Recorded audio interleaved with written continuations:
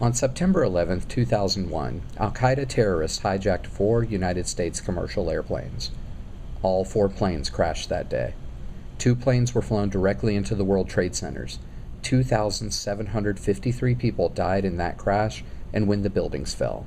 343 firefighters and 37 officers gave the ultimate sacrifice to save as many people as they could before the buildings came down on top of them.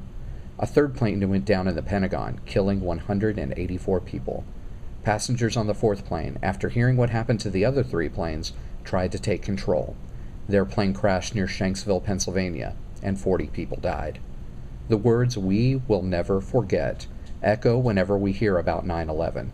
As a country, we will never forget the sight of the World Trade Center falling, smoke rising from the Pentagon, and the brave men and women who gave their lives in efforts to try and save others. The world witnessed an act of terror on United States soil. On that day, 50 states became one nation, a day we will never forget. My name is Roy Kline. I have a daughter, Katie, that is a senior at Assumption. I work for the Oklahoma Fire Department. I serve as a company officer, and my rank is a captain.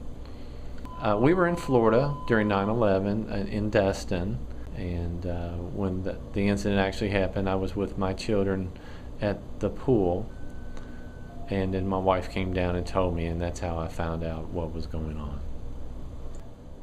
My initial thoughts were, all the emergency responders trying to get up to help everyone in the towers, and then, of course, all the sheer number of people, and then the resources needed, the medical supplies and the fire hose and the oxygen cylinders, everything that has to get from the ground all the way up to where the people are. I think we, as a department, decided that we had to be more disciplined in our security around the station. We had to keep doors closed that we normally let open, had to restrict visitors initially, and things have lightened up a little bit, but in the back of our mind, I think we're so much more thinking along those lines of security in light of everything that's happened, and it's still happening today.